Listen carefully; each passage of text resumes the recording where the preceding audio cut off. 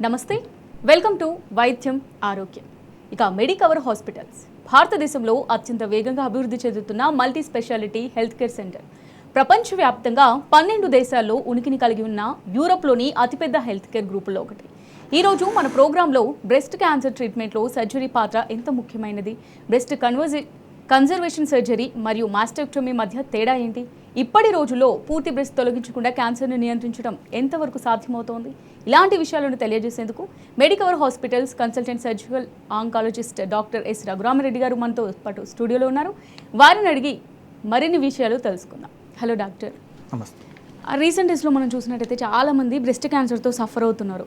అసలు ఈ breast cancer అనే దాంట్లో సర్జరీ పాత్ర ఎంత ముఖ్యమైనది, ఏ ఏ సందర్భాల్లో మెయిన్గా ఈ సర్జరీ అనేది ప్రిఫర్ చేస్తారు? సో బ్రెస్ట్ క్యాన్సర్లో సర్జరీ అనేది ప్రైమరీ ట్రీట్మెంట్, అంటే ప్రధాన భాగం.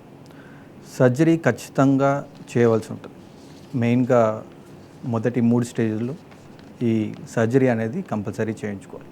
స్టేజ్ 4లో సర్జరీ అవసరం లేదు, కానీ కొన్ని సిచ్యువేషన్స్లో చేయవలసి వస్తుంది. ఓకే, దాని పాత్ర ఎందుకు ఇంపార్టెంట్, అసలు ఈ సర్జరీ అనేది ఎందుకు ఇంపార్టెంట్ అంటే, మనకు ఎక్కడి నుంచి అయితే ట్యూమర్ వచ్చిందో, అదే క్యాన్సర్ వచ్చిందో, ఆ బ్రెస్ట్ టిష్యూ కన్నా తీసేయగలిగితే మనం క్యాన్సర్ని నియంత్రించినట్టు అవుతుంది. కాబట్టి ఖచ్చితంగా ఆ టిష్యూని తీసేస్తే క్యాన్సర్ కూడా మళ్ళీ వచ్చే అవకాశం, కానీ మళ్ళీ ఇది అక్కడ నుంచి సేమ్ రికరెన్స్ అంటాం, అక్కడనే వచ్చే అవకాశం కానీ తగ్గించవచ్చు. బీసీఎస్, మాస్టెక్టమీ, అసలు ఈ రెండింటి మధ్య తేడా ఏంటి? ఇప్పుడు బ్రెస్ట్ క్యాన్సర్తో సఫర్ అవుతున్న పేషెంట్కి ఈ రెండింటిలో ఏది ఎంచుకోవాలో ఎలా చెప్తారు? బీసీఎస్ అంటే బ్రెస్ట్ కన్జర్వేషన్ సర్జరీ. కన్జర్వేషన్ అంటే బ్రెస్ట్ను ఉంచుకోవడం. అండ్ మాస్టెక్టమీ అంటే, ఫస్ట్ మాస్టెక్టమీ గురించి మాట్లాడు. మాస్టెక్టమీ అంటే రొమ్ము మొత్తం తీయడాన్ని మాస్టెక్టమీ అంటారు. సో బీసీఎస్ అంటే రొమ్ము అలాగే ఉంచి ట్యూమర్ మాత్రమే తీయడాన్ని బ్రెస్ట్ కన్జర్వేషన్ సర్జరీ అంటారు. ట్యూమర్ తీయడంలో ట్యూమర్తో పాటు పక్కనే ఉన్న 1 సెంటీమీటర్ నార్మల్ బ్రెస్ట్ టిష్యూని కూడా తీసేసి సర్జరీ చేస్తాం. ఎందుకు ఇలా చేస్తామంటే, దీనివల్ల ఆ రికరెన్స్ రేట్స్ తగ్గించడానికి. సో బ్రెస్ట్ కన్జర్వేషన్ సర్జరీ అంటే ఓన్లీ ట్యూమర్ తీయడం కాదు, ట్యూమర్తో పాటు పక్కన ఉన్న నార్మల్ టిష్యూని కూడా తీయడమే బ్రెస్ట్ కన్జర్వేషన్ సర్జరీ అంటాం. సో ఎప్పుడు పేషెంట్స్ ఇలా ఏ సర్జరీకి ఏ పేషెంట్ అనేది కొన్ని వాటి మీద డిపెండ్ అవుతుంది.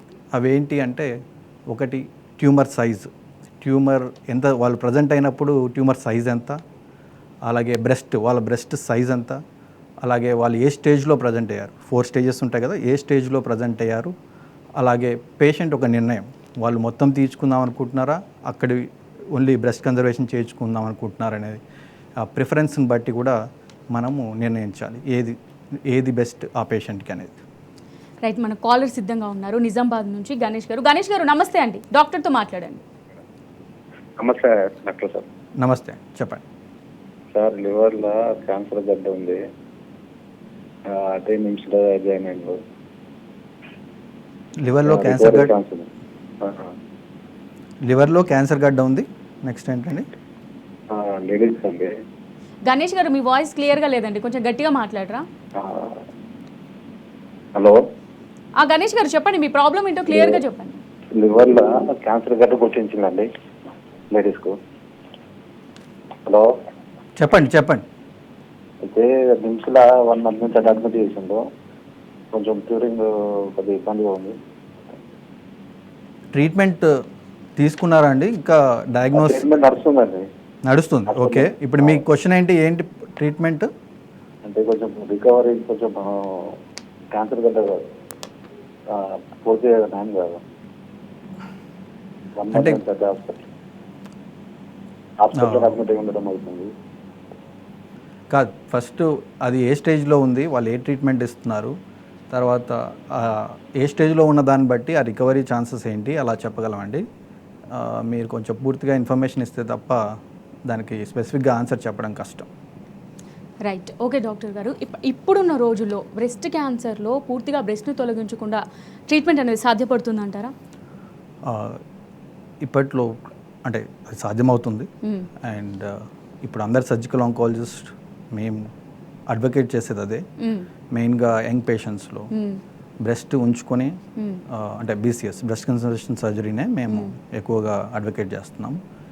ఎందుకు అంటే బట్ దీనికి ఒకటి ఉంటుంది, పేషెంట్ కొంచెం ఎర్లీ స్టేజెస్లో ప్రజెంట్ అయ్యాలి. స్టేజ్ 1 స్టేజ్ 2లో ప్రజెంట్ అవుతూనే ఈ బ్రెస్ట్ కన్జర్వేషన్ సర్జరీ పాసిబుల్ ఉంటుంది. ఇన్ కేస్ స్టేజ్ 4లో కానీ స్టేజ్ 3లో కానీ ప్రజెంట్ అయినప్పుడు ఈ బ్రెస్ట్ కన్జర్వేషన్ సర్జరీ చేయొచ్చు, కానీ కష్టం. ముందు ఏదైనా ట్రీట్మెంట్ ఇచ్చి సైజ్ తగ్గించి తర్వాత బ్రెస్ట్ కన్జర్వేషన్ సర్జరీ చేయాల్సి ఉంటుంది.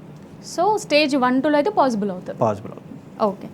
సెంటినల్ లింఫ్ నోడ్ బయాప్సీ అంటే ఏంటి, అసలు ఇది పేషెంట్కి ఏ విధంగా ఉపయోగపడుతుంది?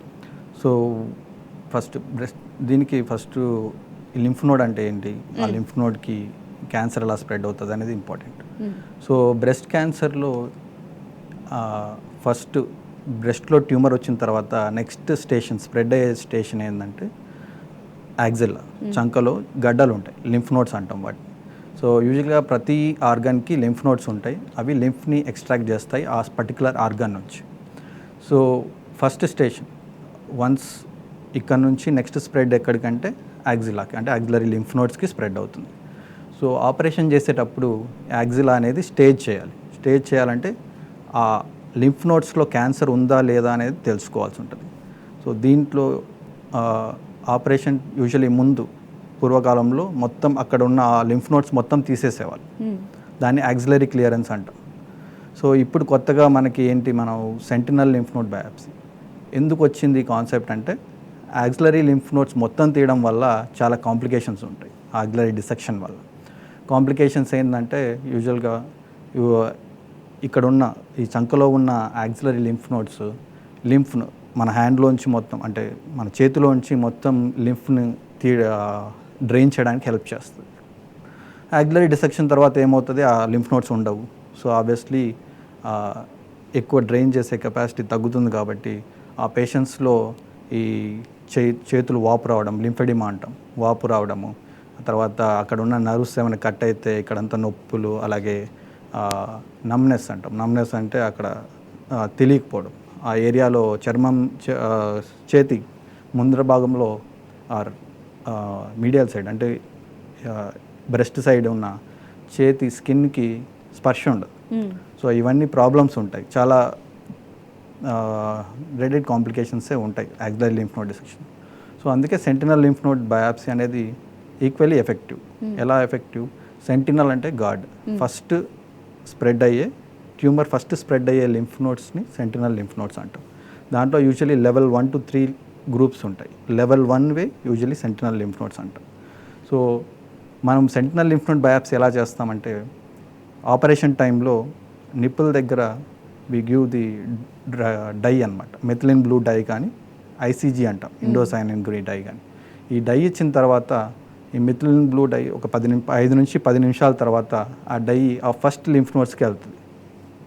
అప్పుడు ఆ లింఫ్ నోడ్స్ అక్కడ ఓన్లీ 1 to 3 లింఫ్ నోడ్స్ తీసి ఆపరేషన్ టైంలోనే ఫ్రోజన్ సెక్షన్ బయాప్సీకి పంపిస్తాం డ్యూరింగ్ సర్జరీ. సో దాంట్లో క్యాన్సర్ సెల్స్ ఉన్నాయా లేదా అని తెలుసుకుంటాం. క్యాన్సర్ సెల్ ఉంటే మనము మిగతా లింఫ్ నోడ్స్ కూడా, అంటే యాక్సిలరీ మొత్తం క్లియరెన్స్ చేయాల్సి ఉంటుంది. ఒకవేళ లేకపోతే అక్కడితో స్టాప్ చేయొచ్చు. సో ఈ సెంటినల్ లింఫ్ నోడ్ బయాప్సీ వల్ల కాంప్లికేషన్స్ చాలా తక్కువ, అసలు ఉండవు. ఎందుకంటే ఓన్లీ ఆ 3 లింఫ్ నోడ్స్ ఇస్తున్నాము, మొత్తం మనం అడ్రస్ చేయట్లేదు కాబట్టి. సో అందుకే సెంటినల్ లింఫ్ నోడ్ బయాప్సీ ఈ ఎర్లీ స్టేజెస్లో వెరీ ఎఫెక్టివ్ అండ్ కాంప్లికేషన్స్ తగ్గించడానికి చాలా పనికొస్తుంది. ఇక డాక్టర్ గారు, ఈ క్యాన్సర్లో అడ్వాన్స్డ్ స్టేజ్ ఉంటుంది చూడండి, సో దానికి సర్జరీ చేయొచ్చా, లేకపోతే సర్జరీ కంటే ముందు ఏమైనా ట్రీట్మెంట్స్ ఇస్తారా? యూజువలీ మనం బ్రెస్ట్ క్యాన్సర్లో early stage, locally advance stage అంటాం. యూజువలీ లోకలీ అడ్వాన్స్ స్టేజెస్ అంటే స్టేజ్ 3 అండ్ 4A అలా ఉంటుంది. సో స్టేజ్ 3లో మనం ఏంటంటే ఫస్ట్ కీమోథెరపీ ఇచ్చి దాన్ని డౌన్ సైజ్ చేస్తాం, సైజ్ తగ్గించి తర్వాత ఆపరేషన్ చేస్తాం. కానీ స్టేజ్ 4 అంటే వన్స్ వ్యాధి బ్రెస్ట్ నుంచి వేరే ఆర్గన్స్కి స్ప్రెడ్ అయితే సర్జరీ రోల్ ఏముండదు. కాకపోతే స్పెషల్ సిచ్యువేషన్స్ లైక్ ఒకవేళ అది పుండు పడిపోయి, అల్సర్, బ్లీడింగ్ అయిపోయి, లేకపోతే అక్కడ ఇన్ఫెక్షన్ అయింది, పెయిన్ వస్తుంది పేషెంట్కి ఎక్కువ. సో ఈ సిమ్టమ్స్ తగ్గించడానికి మొత్తం రొమ్ము తీయాల్సి ఉంటుంది. సో అది మెయిన్లీ అది క్యూర్ కాదు, only for the patient symptoms తగ్గించడానికి మాత్రమే. సో లోకలీ అడ్వాన్స్ స్టేజెస్లో అయితే మనం కీమోథెరపీ ఫస్ట్ ఇచ్చేసి then we can go ahead for the surgery. Oncoplastic surgery అంటే ఏంటి? ఈ సర్జరీ తర్వాత షేప్ అనేది ఎలా చేస్తారు? సో ఆంకోప్లాస్టిక్ సర్జరీ అంటే ఇట్స్ ఎ న్యూ కాన్సెప్ట్. అంటే బ్రెస్ట్ కన్జర్వేషన్ చేసిన తర్వాత బ్రెస్ట్ యొక్క షేప్, న్యాచురల్ షేప్ని ప్రొటెక్ట్ చేయడమే ఆంకోప్లాస్టిక్ సర్జరీ అంటాం. సో ఈ ఆంకోప్లాస్టిక్ సర్జరీ 2 లెవెల్స్ ఉంటుంది. యూజువలీ టైప్ 1, టైప్ 2 ఉంటుంది. బేస్డ్ అపాన్ ది మనం ట్యూమర్ సైజుని బట్టి మనం ఒకసారి ఆపరేషన్ చేసిన తర్వాత ఎంత డిఫెక్ట్ ఉంది, 20% కంటే తక్కువ డిఫెక్ట్ ఉంటే టైప్ 1 ఆంకోప్లాస్టీతో మనము బీసీఎస్ అయిపోయేసేయచ్చు. అదే కానీ 20 to 50% loss of breast volume ఉంటే, అంటే అంత భాగం బ్రెస్ట్ పోతే ఈ మ్యామోప్లాస్టిక్ టెక్నిక్స్ ద్వారా టైప్ 2 ఆంకోప్లాస్టీ చేయాల్సి ఉంటుంది. ఇంకా దానికన్నా ఎక్కువ ఉంటే బ్రెస్ట్ రీకన్స్ట్రక్షన్ చేయాల్సి ఉంటుంది. సో ఇది మెయిన్లీ ఆంకోప్లాస్టిక్ సర్జరీ అంటే ఇది క్యాన్సర్ రిమూవల్ ప్లస్ కాస్మోసిస్ 2 కలిపితే ఆంకోప్లాస్టిక్ సర్జరీ. ఓకే, రోబోటిక్ లేదా మినిమలీ ఇన్వాసివ్ సర్జరీ ఈ బ్రెస్ట్ క్యాన్సర్లో అసలు ఎలా ఉపయోగపడుతుంది? దాని రోల్ ఉందండి, బట్ పేషెంట్ ఎర్లీ స్టేజెస్లో ప్రజెంట్ అవ్వాలి. పేషెంట్ స్టేజ్ 1 స్టేజ్ చాలా ఎర్లీ స్టేజెస్లో ప్రజెంట్ అయితేనే ఈ మినిమలీ ఇన్వేజివ్ సర్జరీ పాసిబుల్ అవుతుంది, రోబోటిక్ సర్జరీ. సో దాని అడ్వాంటేజ్ దానికి ఉన్నాయి. మనము కోత అంటే ఇన్సిషన్స్, స్మాల్ ఇన్సిషన్స్, పెయిన్ తక్కువ, పెయిన్, ఎర్లీ రికవరీ, సో ఇవన్నీ ఉంటాయి. కాకపోతే పేషెంట్ షుడ్ బి ఐడియల్ పేషెంట్ని సెలెక్ట్ చేసుకోవాలి ఇలాంటి సర్జరీస్కి. అడ్వాన్స్ స్టేజెస్లో చేయలేము. ఓకే, అంటే ఇది ఓన్లీ అడ్వాన్స్ స్టేజెస్లో అయితే చేయలేము. యా. అండ్ ఇంకొకటి నియో అడ్జువెంట్ థెరపీ తర్వాత సర్జరీలో వచ్చే చేంజెస్ ఏ విధంగా ఉంటాయి?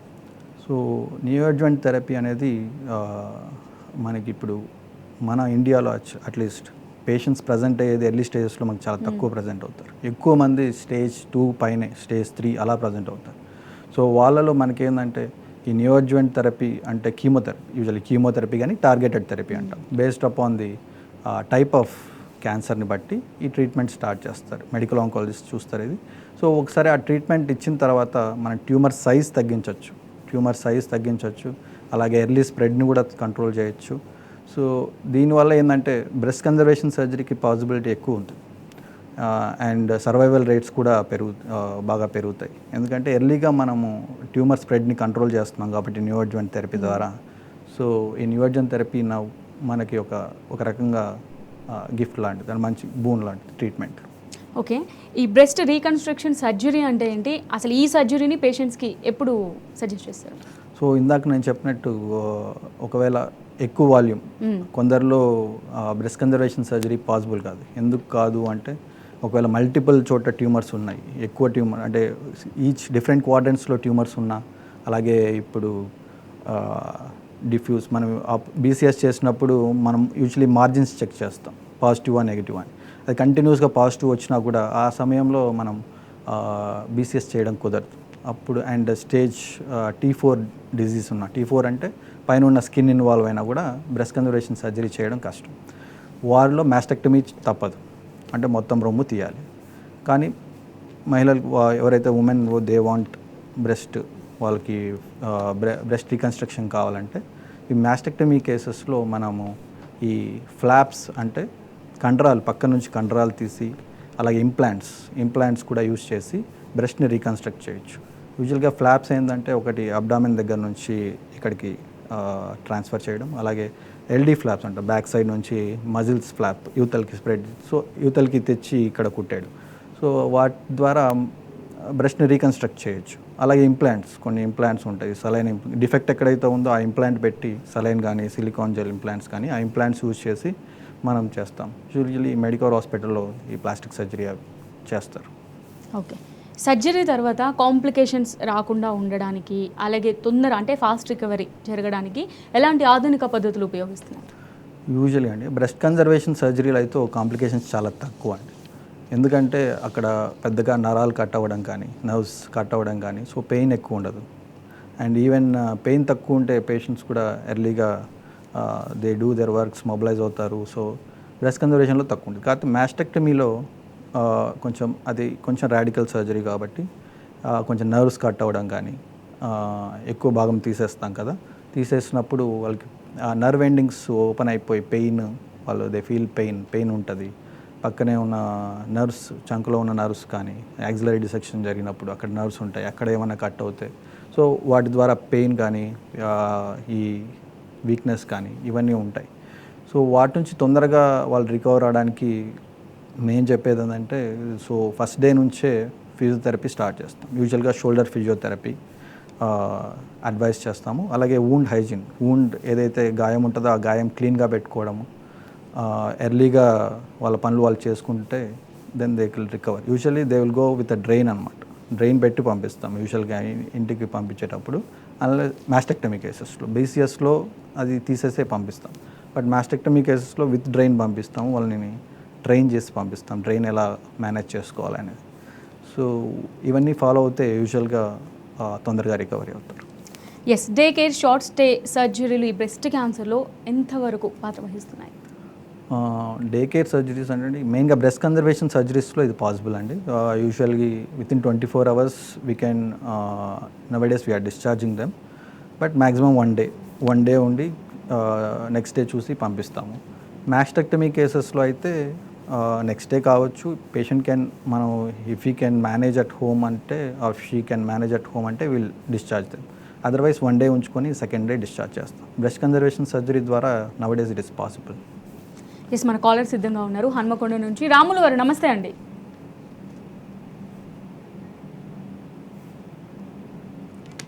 రాములు గారు నమస్తే అండి, వినిపిస్తుందా వాయిస్ మాది? మీ ప్రాబ్లం ఏంటో డాక్టర్కి చెప్పండి. నమస్తే. డాక్టర్ సార్ నమస్తే అండి, చెప్పండి.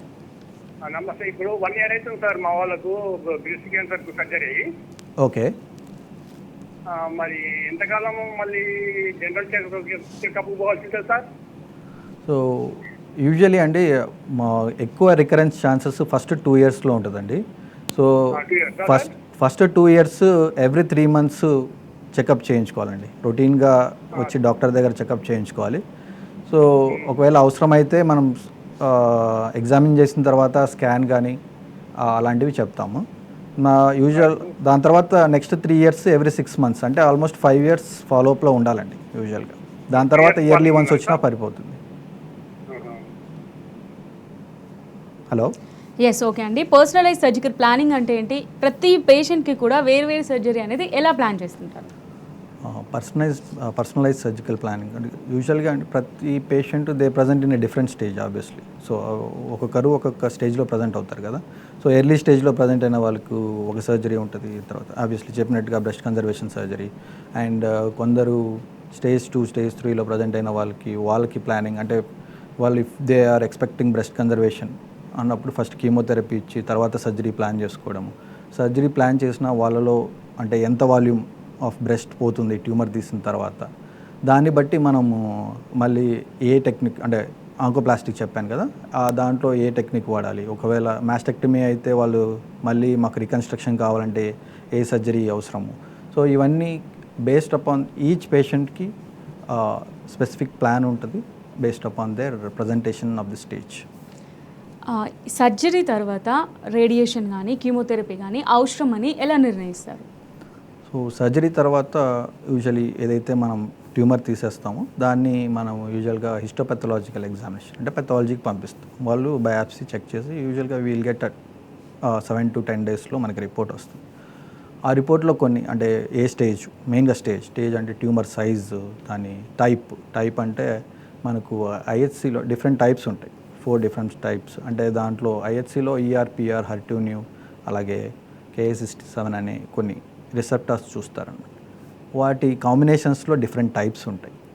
ఏ టైపు, తర్వాత దాని గ్రేడ్ ఏంటి, తర్వాత లింఫ్ నోడ్స్, మనకు యాక్సిలరీ లింఫ్ నోడ్స్ ఎన్ని ఇన్వాల్వ్ అయ్యాయి, సో ఒకటే ఇన్వాల్వ్ అయిందా ఇంకా మెనీ ఇన్వాల్వ్ అయ్యాయి, దాన్ని బట్టి సర్జరీ తర్వాత కీమోథెరపీ, రేడియేషన్ గురించి వీళ్ళు అడ్వైస్.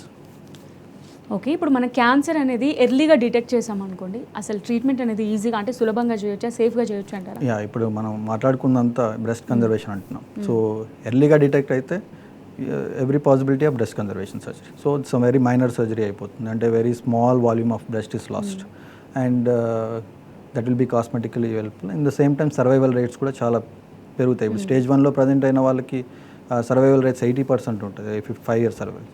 అదే స్టేజ్ 1లో సారీ స్టేజ్ 3లో ప్రజెంట్ అయిన వాళ్ళకి అది తగ్గిపోతుంది 20%, 30% వచ్చేస్తుంది. సో అందుకే స్టేజ్ 4లో ప్రజెంట్ అయిన క్యూర్ రేట్స్ ఏ ఉండవు. సో ఇలాంటి బేస్డ్ అప్ ఎర్లీ డిటెక్షన్ ఉంటే మన సర్వైవల్ రేట్స్ చాలా పెరుగుతాయి. అంటే గుర్తించడం ఎలా ఆ క్యాన్సర్ వచ్చిందని? అంటే చాలామంది విలేజ్ పీపుల్ కూడా చాలామంది తెలియదు అదే అసలు క్యాన్సర్తో సఫర్ అవుతున్నా వాళ్ళు గుర్తించలేరు. సో గుర్తించడం ఎలా? సో మామూలుగా అదే మహిళలు యూజువలీ నవడేస్ పీపుల్ గెటింగ్ అవేర్, కానీ ఇంకా అవేర్నెస్ పెంచాలి. మెయిన్గా రిమోట్ విలేజెస్ వాళ్ళు ఒకటి నెగ్లెక్ట్ చేయడం కానీ, గడ్డ వచ్చినా కూడా ఏముందిలే అని వదిలేయడం కానీ, లేకపోతే షైనెస్తో అంటే సిగ్గుపడి మరి చూపించుకోవడం కానీ, దీనివల్ల పేషెంట్స్ కొందరు చాలామంది వరకు లేట్ స్టేజెస్లో ప్రజెంట్ అవుతుంది.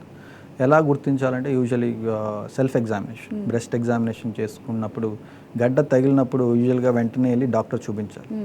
సో అది మామూలు గడ్డ ఉండొచ్చు, క్యాన్సర్ గడ్డ ఉండొచ్చు. మోస్ట్లీ మామూలు గడ్డలే ఎక్కువ ఉంటాయి క్యాన్సర్ గడ్డ కంటే. బట్ ఫస్ట్ పోయి చూపిస్తే అది డాక్టర్ చూసినప్పుడు వాళ్ళకి అర్థమవుతుంది ఇది అనుమానంగా ఉందా లేదా అని తెలుస్తుంది. అనుమానంగా ఉంటే ఇంకొక టెస్ట్ చెప్తారు. అదే వాళ్ళే వదిలేస్తే వాళ్ళకి తెలియకుండా అది పెరిగిపోతుంటుంది, వాళ్ళు పట్టించుకోరు. సో అది అప్పుడు పేషెంట్స్ లేట్గా ప్రజెంట్ అవుతారు, వాళ్ళ సర్వైవల్ రేట్స్ తగ్గుతాయి. సో సెల్ఫ్ ఎగ్జామినేషన్, నెక్స్ట్ వెంటనే బ్రెస్ట్ యూజువలీ సర్జికల్ ఆంకాలజిస్ట్ని కలిస్తే వాళ్ళు అడ్వైస్ చేస్తారు. దాన్ని బట్టి ఇన్వెస్టిగేషన్ స్టార్ట్ అవుతుంది. Will know what's the whether అది క్యాన్సరా నార్మల్ గడ్డ. నార్మల్ గడ్డ అయితే అది ఆపరేషన్ చేయాలన్నా చేయకూడదా అనేది ఒకటి. క్యాన్సర్ అయితే ఖచ్చితంగా we have to go with the treatment. అసలు ఎందుకు వస్తుందండి బ్రెస్ట్ క్యాన్సర్ అనేది? సో బ్రెస్ట్ క్యాన్సర్ యూజువల్గా ఒక కారణం అని చెప్పలేము. యూజువల్లీ కారణం లేకుండా కూడా రావచ్చు. కొందరిలో యూజువల్లీ కారణం ఏముంటుంది అంటే ఒకటి యూజువల్లీ 70 to 80% కారణం లేకుండానే వస్తుంది. కారణం కొన్నిసార్లు ఫ్యామిలీస్లో రన్ అవుతాయి. సో వాళ్ళ ఫస్ట్ డిగ్రీ రిలేటివ్స్, వాళ్ళ అమ్మకున్నా లేకపోతే వాళ్ళ చెల్లెళ్ళకున్నా, సో వాళ్ళ ఫ్యామిలీలో ఎవరికన్నా ఉన్నా అది ఫ్యామిలీలో రన్ అయ్యే ఛాన్సెస్ ఉంటాయి. అది చాలా తక్కువ ఉంటుంది, యూజువలీ 15 to 20%. సో ఈ జీన్స్ అంటాం, BRCA1, BRCA2 జీన్స్ అంటాం, BRCA1, 2 జీన్స్ అంటాం. సో ఈ జీన్స్ వాళ్ళ ఫ్యామిలీస్లో ఉంటే అవి వీళ్ళకి పాస్ అయినప్పుడు ఖచ్చితంగా వాళ్ళ రిస్క్ చాలా ఎక్కువ ఉంటుంది, వచ్చే cancer risk. So 85% life time risk of getting cancer అనమాట. సో ఏ కారణం లేకుండా అంటే usually early menarche, late menopause అంటే తొందరగా పెద్ద మనిషి అవ్వడం, తర్వాత లేట్గా. సో ఈ టైంలో ఏంటంటే బ్రెస్ట్ టిష్యూ ఈస్ట్రోజన్ అనే హార్మోన్కి ఎక్కువ ఎక్స్పోజ్ అవుతుంది. So that is one of the reason of breast cancer. అలాగే ప్రీవియస్గా ఏమైనా పేషెంట్కి రేడియేషన్ అవసరమై రేడియేషన్ ఏమైనా తీసుకున్నా అదొక కారణం. సో ఇంకా ఇలాంటి కొన్ని జీన్స్ జెనెటిక్గా కూడా ఈ కారణాలు ఉంటాయి. అలాగే ఒబెసిటీ వల్ల minor cause, that is also one of the risk factor for the cancer. Obesity కూడా. ఓకే, ఈ క్యాన్సర్ వచ్చిన మహిళలు భయపడకుండా ఉండేందుకు మీరు ఇచ్చే సలహాలు, సూచనలు ఏంటి?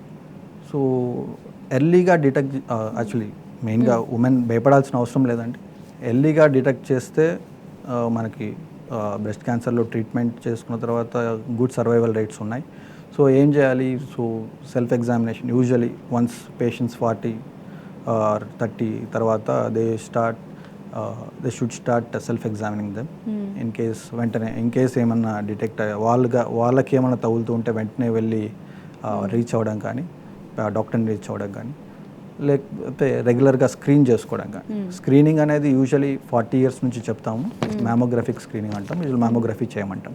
సో మ్యామోగ్రఫీలో యూజువల్గా 40 to 45 వాళ్ళకి ఆప్షన్ ఇస్తాము for every month, every year or every 2 years తీసుకోవడానికి. 45 నుంచి they have to get every year screening of mammography. Nowadays that is the guidelines అనమాట. సో దట్ ఇవన్నీ ఫాలో అవుతే వెంటనే ఎర్లీగా డిటెక్ట్ చేయొచ్చు. ట్రీట్మెంట్ తీసుకుంటే వాళ్ళ సర్వైవల్ రేట్స్ కానీ, సో భయపడాల్సిన అవసరం కానీ ఉండదు. ఎస్ డాక్టర్ గారు, బ్రెస్ట్ క్యాన్సర్స్కి సంబంధించి ప్రతి డౌట్ కూడా చాలా చక్కగా, చాలా నీట్గా వివరించారు. Thank you so much. Thank you. ఇది వాళ్ళ వైద్యం ఆరోగ్యం. నమస్తే.